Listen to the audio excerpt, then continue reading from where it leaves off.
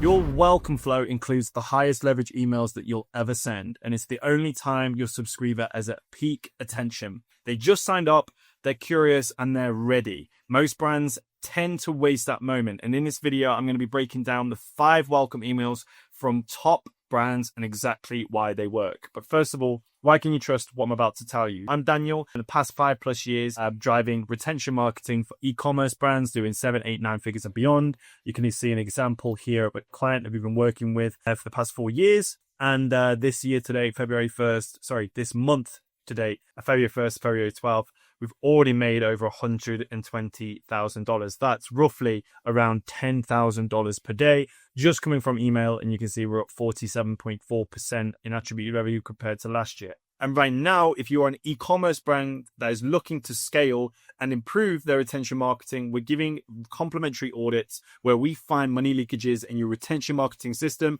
and present to you for free the highest ROI opportunities for your account. You can book a time to chat at hazmedia.co, or you can click a link in the description. Why are welcome emails important? Let's have a little bit of context before we get into the video. What I want to stress is that we're not going to be talking solely about design and making designs pretty. Your welcome series and all flows in general have an objective. And to achieve that objective, we have to talk a little bit about consumer psychology. Focusing on the welcome series has 3 jobs: to deliver what you promised by setting the tone, 2nd, to prove that you're legit, and 3, move them closer to buying. Move them one step closer to buying. And we're going to be breaking down how the best brands do it. First, I want to highlight one brand, which is Velotirc. And Velotirc does something very simple but super powerful. They put the discount code right at the top of the email. No hunting, no scrolling, no friction. It's here, it's there, it's literally right in your face. So like I said at the beginning, it's, you know what you're getting. You signed up for the discount code, immediately you're getting it. And then they structure the emails. It's quite skimmable with short copy, clear headers, strong CTAs, repeated buttons, where they're not just showing images of bikes. So you can see here, they have very short copy with some images, and it's back into short headers. Short, again, benefits, features of the product. Actually, there's more features of the product, again, with shop now buttons and simple copy. Like, it's super easy to skim and get an idea of what the email is talking about. Another thing they do really well in the first email is they sell the lifestyle. They're not just showing pictures of bikes. They're selling adventure, freedom, distance, and power. Then, as you can see here, including the customer types, I see here. And then also underneath, they go into how do we make the choice very easy. 3 models, clear specifications with no overwhelm, right? And that is how you reduce decision fatigue in the first email. Really good example. Again, at the end here, some social proof, a nice photo that captures the eye, maybe stops the scroll. It's a little bit different because there's a cute dog at the back, and then just finishing again with another lifestyle image at the bottom with clear, punchy, specified models and not making it too complicated. The second brand I want to go over to is Bora. Bora leans heavily into their brand with custom visuals, custom fonts, and strong personality. You can see here, we've got beautiful font. Welcome to Bora Land. Shop now. 15% off Heavenly Sparkling Water. Code here. So again, they've done the same thing as the previous brand, Velotirc, by having the discount code at the top and just, again, having some really nice, clear, interesting visuals which match the product. And structurally, it follows a similar format with Velotirc as well. Literally very, very similar. It's, like I said, discounts over the top, CTA above the fold, product grid that helps you choose fast and easy. And I think specifically with this one, the grid is quite small. It turns a large product catalog. There's a lot of brands have big product catalogs. It turns something that's quite big into just simple flavor categories. So you've got lime, cardamom, strawberry, basil, ginger, mayo, lemon, elderflower, grapefruit. And again, just super simple, nice, nothing too crazy. Makes it easy to skim and very easy to make a choice without the chaos. Third brand is Meati. What I love about this one, again, similar with the visuals, nice colors that stand out, but they're doing something a little bit more difficult. They're selling a new category. So they have to educate first. And Meati, basically, they sell mushroom roots. It's not real meat. It's mushroom meat. And it's a new product, it's a new category, it's almost like a new genre of brand, and they have to do a little bit of education first. What they do, first of all, here, they educate about what the product is about. They explain what the product is about right at the top. You have no mystery, no confusion.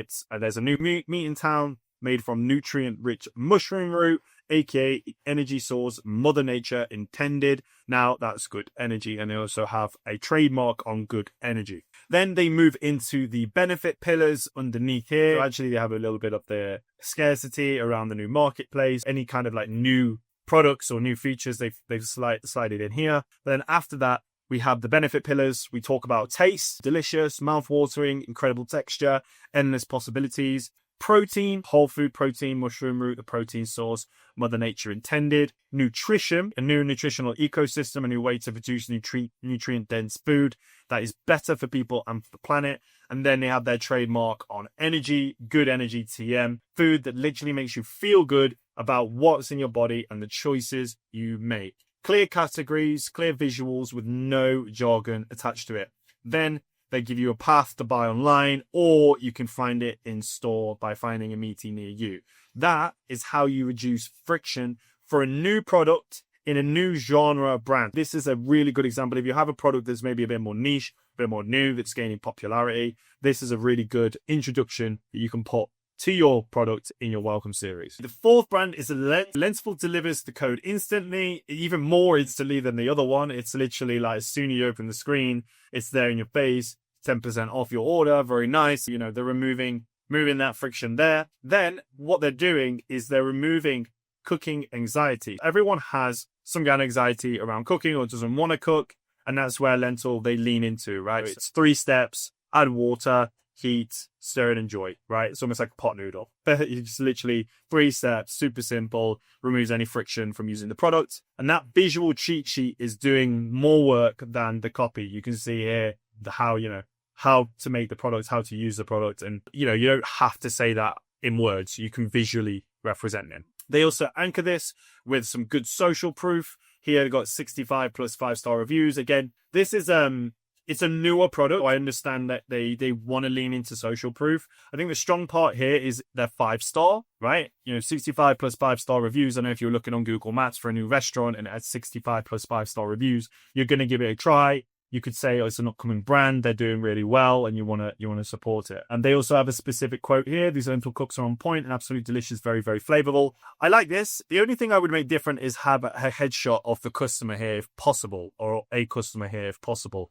That way you can, build more authenticity behind the social proof. But otherwise, I think they do a good job here at just building trust at the end part. And they do it straight after, the cheat sheet, which is cool. Brand 5 is one of my personal favorites, Sundays. I really like this brand. I like their copy. I like their style. It also reminds me a lot of like Oatly, which is another brand that I really like. When I started in my copywriter days about 6 years ago now, I really admired these brands coming up then with their copy and design. Sundays does do things differently though. They lean into the founder story here than the other brands which didn't do that. They went into why the brand exists and what the problem solves. You have, hi, I'm Milky and I'm a cookie. In early 2020, we set out to make the best low sugar cookie on the market without any compromises. That means 0 sugar, no running to the bathroom from sugar alcohols, and no weird aftertaste. I'd also argue that bathroom from sugar alcohols, people may not really understand what that is, but anyway, the other thing is really interesting. 0 sugar, no weird aftertaste. Is that too much to ask? We didn't think 3 years and several hundred versions later, it was all worth it. Now we have Sundays forever.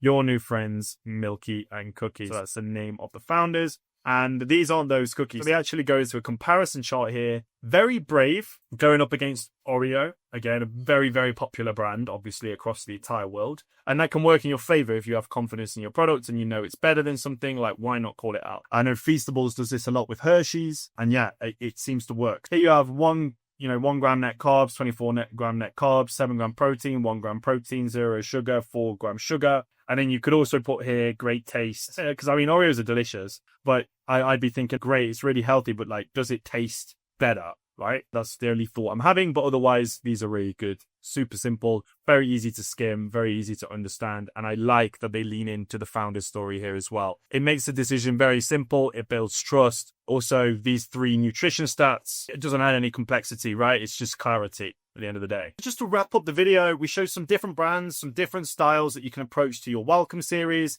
but the same core structure applies. First of all, deliver the incentive, the reason why your customer signed up immediately, if there is one. Second, make the next step very obvious, so what they should be doing next after that email. 3, remove any friction. Remove as much friction as possible. You do that by understanding what your target audience is or target personas are, what questions they may be asking, what objections they may be having, what they want to know, right? You remove that friction by either telling a founder story or just making it very easy for them to take the next step. Fourth is to build credibility fast. So if you have reviews, video reviews, UGC reviews, real reviews from real customers, make sure you feature it in the email. It doesn't matter where it is, but just make sure you do feature it. The design, the format may change, but as I mentioned in the beginning of the video, the psychology stays the same. If your welcome series or your welcome emails are long before the offer is announced, they're hiding discounts, overloaded with brand fluff and info,